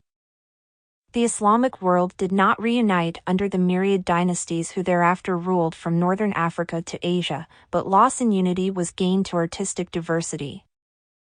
Architecture. While Mecca and Medina remained the holiest Muslim cities, the political center under the Umayyads shifted to the Syrian city of Damascus in 656. In the eastern Mediterranean, inspired by Roman and Byzantine architecture, the early Muslims became enthusiastic builders of shrines, mosques, and palaces.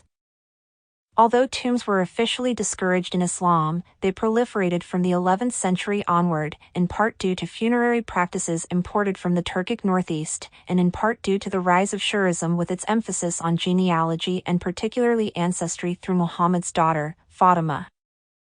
The Dome of the Rock in the center of Jerusalem rises the Haram al-Sharif, a rocky outcrop from which Muslims believe Muhammad ascended to the presence of God on the night journey described in the Quran, as well as the site of the first and second Jewish temples.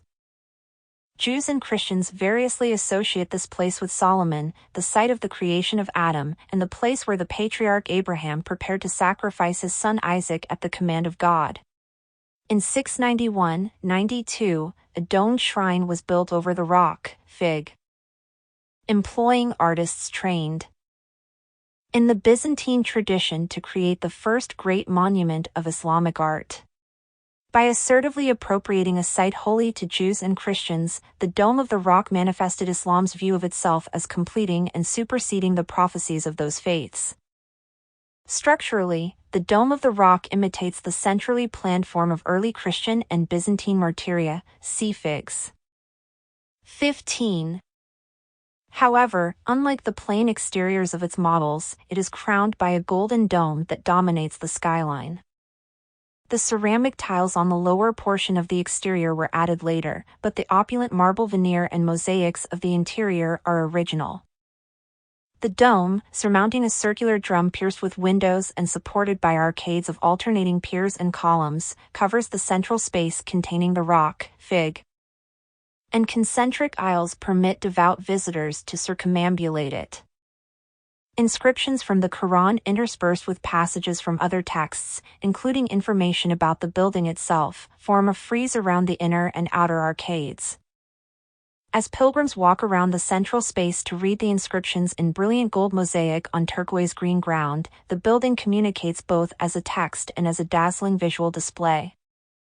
These inscriptions are especially notable because they are the oldest surviving written verses from the Quran and the first use of Quranic inscriptions in architecture. Below, walls are faced with marble, the veining of which creates abstract symmetrical patterns, and the rotunda is surrounded by columns of gray marble with gilded capitals. Above the calligraphic frieze is another mosaic frieze depicting symmetrical vine scrolls and trees in turquoise, blue, and green, embellished with imitation jewels over a gold ground. The mosaics are variously thought to represent the gardens of paradise and trophies of Muslim victories offered to God. Though the decorative program is extraordinarily rich, the focus of the building is neither art nor architecture but the plain rock it shelters. The Great Mosque of Kairwa. Muslim congregations gather on Fridays for regular worship in a mosque. The earliest mosque type followed the model of the Prophet's own house. The Great Mosque of Kairwa, Tunisia, Fig. Built in the 9th century, reflects the early form of the mosque but is elaborated with later additions. The large rectangular space is divided between a courtyard and a flat-roofed hypostyle prayer hall oriented toward Mecca. The system of repeated bays and aisles can easily be extended as the congregation grows in size, one of the hallmarks of the hypostyle plan. New is the large minaret that rises from one end of the courtyard, standing as a powerful sign of Islam's presence in the city. The Qibla wall, marked by a centrally positioned mihrab niche, is the wall of the prayer hall that is closest to Mecca. Prayer is oriented toward this wall. In the Great Mosque of Karawah, the Qibla wall is given heightened importance by a raised roof, a dome over the mihrab, and a central aisle that marks the axis that extends from the minaret to the mihrab. For a 14th century example of a mihrab, see Fig. 17. The mihrab belongs to the historical tradition of niches that signify a holy place, the Torah shrine in a synagogue, the frame for sculptures of gods or ancestors in Roman architecture, the apse in a church. The Koutoubia Mosque in the Koutoubia Mosque, the principal mosque of Marrakesh, Morocco, survives an exceptionally exquisite, 12th century wooden minbar, made originally for the bookseller's mosque in Marrakesh, Fig. It consists of a staircase from which the weekly sermon was delivered to the congregation, see Fig. The sides are paneled in wooden marquetry with strapwork in a geometric pattern of 8-pointed stars and elongated hexagons inlaid with ivory. The areas between the strapwork are filled with wood carved in swirling vines. Reflecting the arcades of its original architectural context, the risers of the stairs represent horseshoe arches resting on columns with ivory capitals and bases. This minbar is much like others across the Islamic world, but those at the Koutoubia Mosque and the Great Mosque of Cordoba were the finest, according to Ibn Marzik, a distinguished preacher who had given sermons from 48 minbars. Calligraphy. From the beginning, Arabic script was held in high esteem in Islamic society. Reverence for the Quran as the Word of God extended, and continues to extend, by association to the act of writing itself, and calligraphy became one of the glories of Islamic art.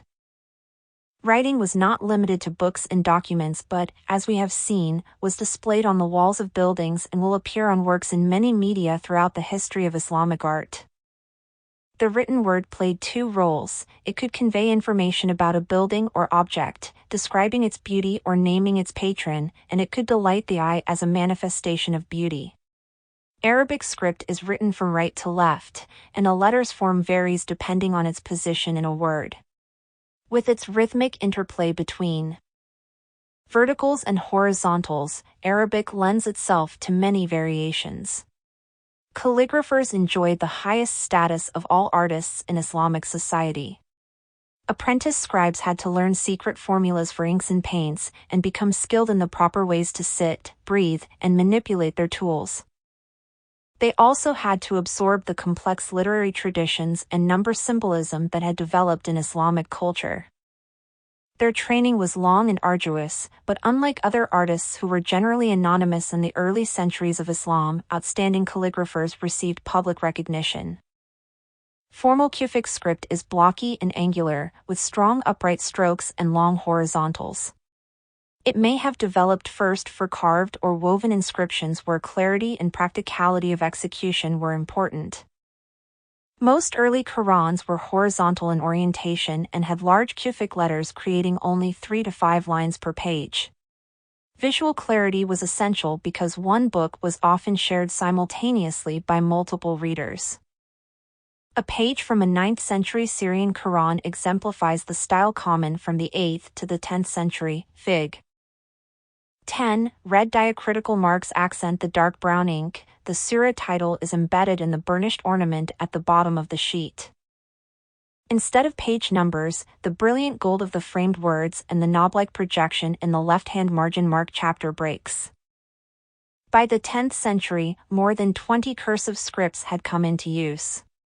They were standardized by Ibn Muqla, an Abbasid official who fixed the proportions of the letters in each script and devised a method for teaching calligraphy that is still in use today.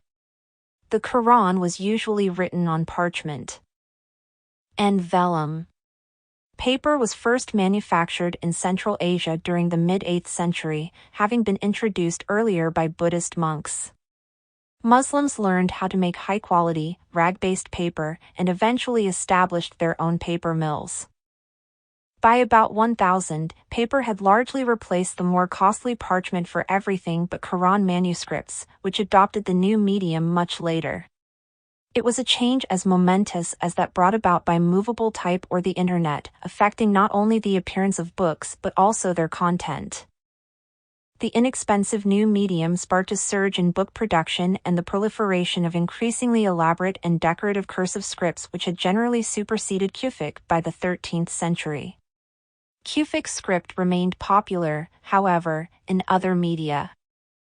It was the sole decoration on a type of white pottery made from the 10th century onward in and around the region of Nishapur and Samarkand known as epigraphic ware. These elegant earthenware bowls and plates employ a clear lead glaze over a painted black inscription on a white slip ground, Fig. 11.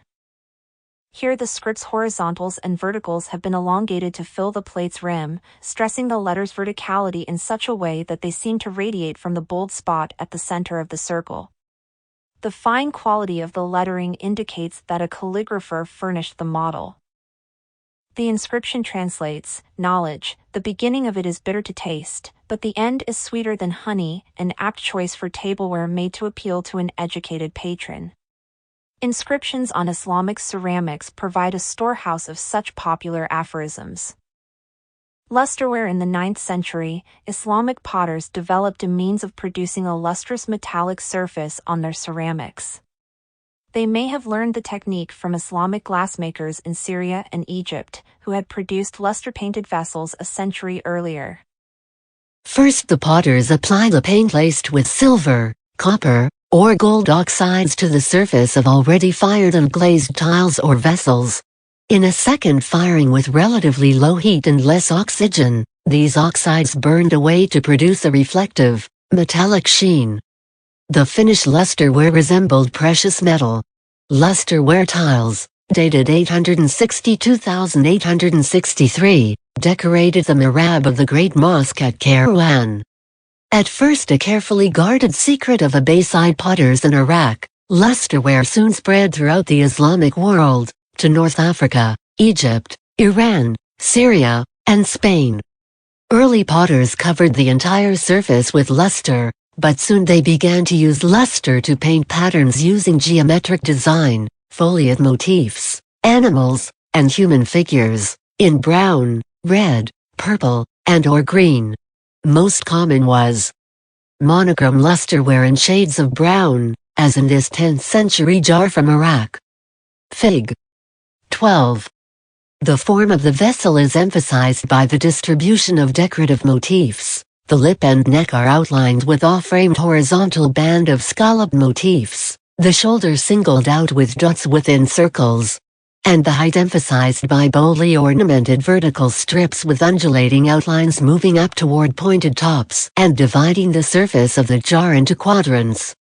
Emphasis, however, is placed on representations of enigmatic human figures dressed in dark, hooded garments. They stand in bended postures and hold beaded strands while look directly out toward viewers, engaged in an activity whose meaning and significance remains a mystery. A later period, 13th through 15th centuries, the Abbasid Caliphate began a slow disintegration in the 9th century, and power in the Islamic world became distributed among more or less independent regional rulers. During the 11th century, the Seljuks, a Turkic people, swept from north of the Caspian Sea into Khorasan and took Baghdad in 1055. Becoming the virtual rulers of the Abbasid lands. The Seljuks united most of Iran and Iraq, establishing a dynasty that endured from 1037–38 to 1194. A branch of the dynasty, the Seljuks of Rum, ruled much of Anatolia from the late 11th to the beginning of the 14th century. The Central and Eastern Islamic world suffered a dramatic rift in the early 13th century when the nomadic Mongols, non-Muslims led by Genghis Khan and his successors, attacked northern China, Central Asia, and ultimately Iran.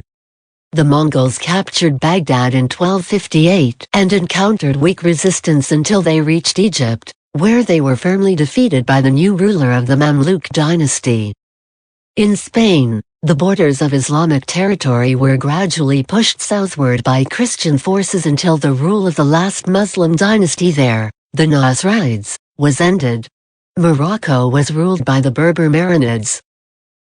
Although the religion of Islam remained a dominant and unifying force throughout these developments, the history of later Islamic society and culture reflects largely regional phenomena.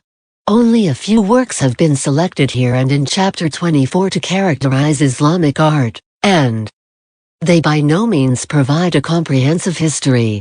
Architecture: the new dynasties built on a grand scale, expanding their patronage from mosques and palaces to include new functional buildings, such as tombs, madrasas, public fountains, and urban hostels. To encourage long-distance trade, remote caravanserai were constructed for traveling merchants. A distinguishing characteristic of architecture in the later period is its complexity. Multiple building types were now combined in large and diverse complexes, supported by perpetual endowments. They funded not only the building, but its administration and maintenance. Increasingly, these complexes included the patron's own tomb, thus giving visual prominence to the act of individual patronage and expressing personal identity through commemoration. A new plan emerged, organized around a central courtyard framed by 4 large iwans. This Fariwan plan was used for schools, palaces, and especially mosques. The Mamluks in Egypt. Beginning in the 11th century, Muslim rulers and wealthy individuals endowed hundreds of charitable complexes that displayed piety as well as personal wealth and status. The combined Madrasa Mausoleum Mosque complex established in mid-14th century Cairo by the Mamluk Sultan Hassan Fig. 13 is a splendid example. A deflected entrance, askew from the building's orientation, leads from the street, through a dark corridor, into a central, well-lit courtyard of majestic proportions. The complex has a classic Fariwan plan, each iwan serving as a classroom for students following a different branch of study, who are housed in a surrounding, multi-storied cluster of tiny rooms. The sumptuous Qibla iwan served as the prayer hall for the complex. Fig. 14. Its walls are ornamented with typically Mamluk panels of sharply contrasting marbles that culminate in a doubly recessed mihrab framed by slightly pointed arches on columns. The marble blocks of the arches are ingeniously joined in interlocking pieces called joggled vouswires. The paneling is surmounted by a wide band of Kufic script and stucco set against a background of scrolling vines, both the texts and the abundant foliage referring to the paradise that is promised to the faithful. Next to the mihrab, an elaborate minbar stands behind a platform for reading the Quran. Just beyond the Qibla iwan is the patron's monumental domed tomb, ostentatiously asserting his identity with the architectural complex. The Sultan Hassan complex is vast in scale and opulent in decoration, but money was not an object. The project was financed by the estates of victims of the bubonic plague that had raged in Cairo from 1348 to 1350. Partly because the mosque in the Sultan Hassan complex, and many smaller establishments, required hundreds of lamps, glassmaking was a booming industry in Egypt and Syria. Made of ordinary sand and ash, glass is the most ethereal of materials. The ancient Egyptians were producing glassware by the 2nd millennium BCE, and the tools and techniques for making it have changed little since then. Islamic artists also used glass for beakers and bottles, but lamps, lit from within by oil and wick, glowed with special brilliance. The Nasrids in Spain. Muslim patrons also spent lavishly on luxurious palaces set in gardens. The Alhambra in Granada, in southeastern Spain, is an outstanding and sumptuous example. Built on the hilltop site of an early Islamic fortress, this palace complex was the seat of the Nasrids, the last Spanish Muslim dynasty, by which time Islamic territory had shrunk from covering most of the Iberian Peninsula to the region around Granada. To the conquering Christians at the end of the 15th century, the Alhambra represented the epitome of luxury. Thereafter, they preserved the complex as much to commemorate the defeat of Islam as for its beauty. Essentially a small town extending for about half a mile along the crest of a high hill overlooking Granada, it included government buildings, royal residences, gates, mosques, baths, servants' quarters, barracks, stables, a mint, workshops, and gardens. Much of what one sees at the site today was built in the 14th century or by Christian patrons in later centuries. The Alhambra offered dramatic views to the settled valley and snow-capped mountains around it, while enclosing gardens within its courtyards. One of these is the Court of the Lions, which stood at the heart of the so-called Palace of the Lions, the private retreat of Sultan Muhammad V. The Court of the Lions is divided into quadrants by cross-axial walkways, a garden form called a chahar-bah. The walkways carry channels that meet at a central marble fountain held aloft on the backs of 12 stone lions. Fig. 15. Water animates the fountain, filling the courtyard with the sound of its life-giving abundance. In an adjacent courtyard, the Court of the Myrtles, a basin's round shape responds to the natural concentric ripples of the water that spouts from a central jet. Water has a practical role in the irrigation of gardens, but here it is raised to the level of an art form. The Court of the Lions is encircled by an arcade of stucco arches embellished with muqarnas and supported on single columns or clusters of 2 and 3. Second-floor miradors, windows that frame intentional views, look over the courtyard, which was originally either gardened or more likely paved, with aromatic citrus confined to corner plantings. From these windows, protected by latticework screens, the women of the court, who did not appear in public, would watch the activities of the men below. At one end of the Palace of the Lions, a particularly magnificent mirador looks out onto a large, lower garden and the plain below. From here, the Sultan literally oversaw the fertile valley that was his kingdom. Pavilions used for dining and musical performances open off the Court of the Lions. One of these, the so-called Hall of the Abencerrais, in addition to having excellent acoustics, is covered by a ceiling of dazzling geometrical complexity and exquisitely carved stucco. Fig. 16. The star-shaped vault is formed by a honeycomb of clustered muqarnas arches that alternate with corner squinches themselves filled with more muqarnas. The square room thus rises to an 8-pointed star, pierced by 16 windows, that culminates in a burst of muqarnas floating high overhead, a dematerialized architectural form, perceived and yet ultimately unknowable, like the heavens themselves. The Timurids in Iran, Uzbekistan, and Afghanistan. The Mongol invasions brought devastation and political instability, but also renewal and artistic exchange that provided the foundation for successor dynasties with a decidedly Eastern identity. One of the empires to emerge after the Mongols was the vast Timurid Empire, which conquered Iran, Central Asia, and the northern part of South Asia. Its founder, Timur, was a Mongol descendant, a lineage strengthened through marriage to a descendant of Genghis Khan. Timur made his capital at Samarkand, which he embellished by means of the forcible relocation of expert artists from the areas he conquered. Because the empire's compass was vast, Timurid art could integrate Chinese, Persian, Turkic, and Mediterranean artistic ideas into a Mongol base. Its architecture is characterized by axial symmetry, tall double-shelled domes, modular planning with rhythmically repeated elements, and brilliant cobalt blue, turquoise, and white glazed ceramics. Although the empire itself lasted only 100 years after the death of Timur, its legacy endured in the art of the later Safavid dynasty in Iran and the Mughals of South Asia. Made during a period of uncertainty as Iran shifted from Mongol to Timurid rule, this mihrab, originally from a madrasa in Isfahan, is one of the finest examples of architectural ceramic decoration from this era. Fig. 17. More than 11 feet tall, It was made by painstakingly cutting each individual piece of tile, including the pieces making up the letters on the curving surface of the keel-profiled niche. The color scheme, white against turquoise and cobalt blue with accents of dark yellow and green, was typical of this type of decoration, as were the harmonious, dense, contrasting patterns of organic and geometric forms. The cursive inscription of the outer frame is rendered in elegant white lettering on a blue ground, while the Kufic inscription bordering the pointed arch reverses these colors for a striking contrast.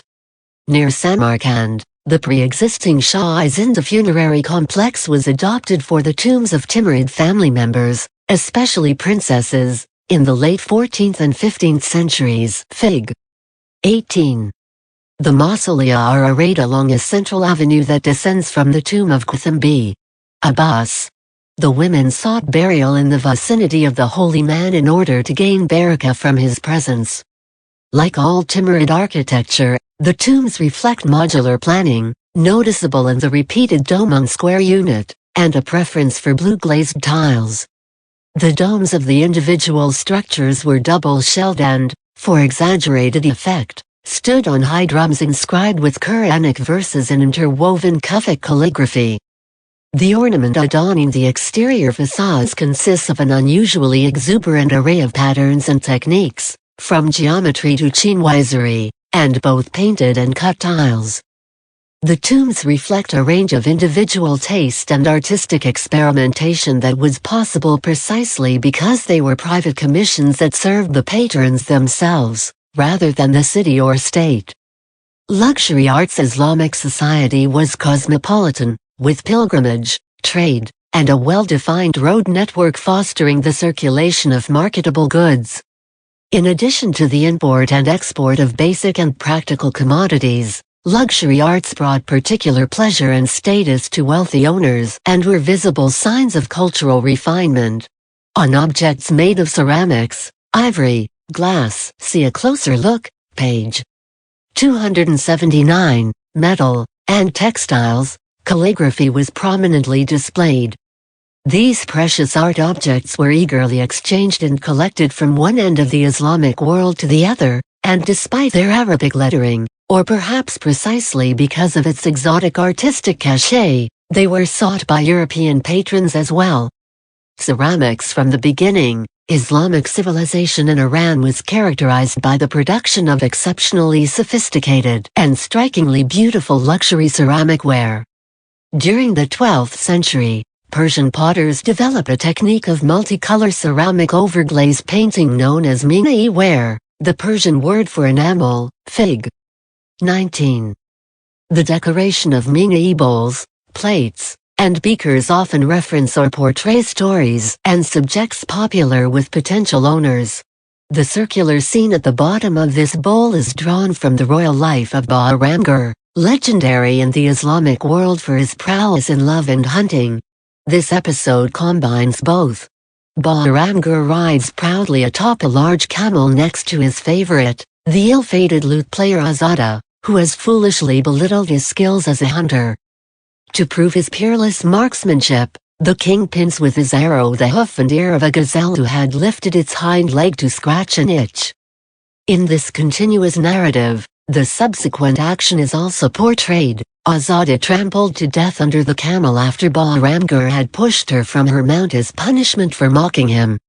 Metalwork. Islamic metalsmiths enlivened the surface of vessels with scrolls, interlacing designs, human and animal figures, and calligraphic inscriptions.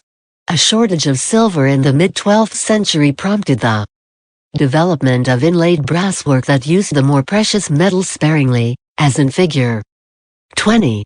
This basin, made in Mamluk Egypt in the late 13th or early 14th century by Muhammad ibn al-Zayn, is among the finest works of metal produced by a Muslim artist. The dynamic surface is crowded with overlapping figures and vigorous poses that nevertheless remain distinct by means of hatching, modeling, and framing. The exterior face is divided into 3 bands. The upper and lower depict running animals, and the center shows scenes of horsemen flanked by attendants, soldiers, and falcons. scenes of the princely arts of horsemanship and hunting. In later metalwork, such pictorial cycles were replaced by elegant large-scale inscriptions. The arts of the art of book production had flourished from the 1st century of Islam, because an emphasis on the study of the Quran promoted a high level of literacy among both men and women. With the availability of paper, books on a wide range of religious as well as secular subjects became available, although since they were hand-copied, books always remained fairly costly. Libraries, often associated with madrasas, were endowed by members of the educated elite. Books made for royal patrons had luxurious bindings and highly embellished pages, the result of workshop collaboration between noted calligraphers and illustrators. The manuscript illustrators of Mamluk Egypt executed intricate non-figural designs filled with sumptuous botanical ornamentation for Qurans. As an architectural decoration, the exuberant ornament adheres to a strict geometric organization. In an impressive frontispiece, the design radiates on each page from a 16-pointed starburst, filling the central square. Fig. 21. The surrounding frames contain interlacing foliage and stylized flowers that embellish the Holy Scripture. The page's resemblance to court carpets was not coincidental. Designers often worked in more than one medium, leaving the execution of their efforts to specialized artisans. In addition to religious works, scribes copied and recopied famous secular texts, scientific treatises, manuals of all kinds, stories, and especially poetry. Painters supplied illustrations for these books and also created individual small-scale paintings, miniatures, that were collected by the wealthy and placed in albums.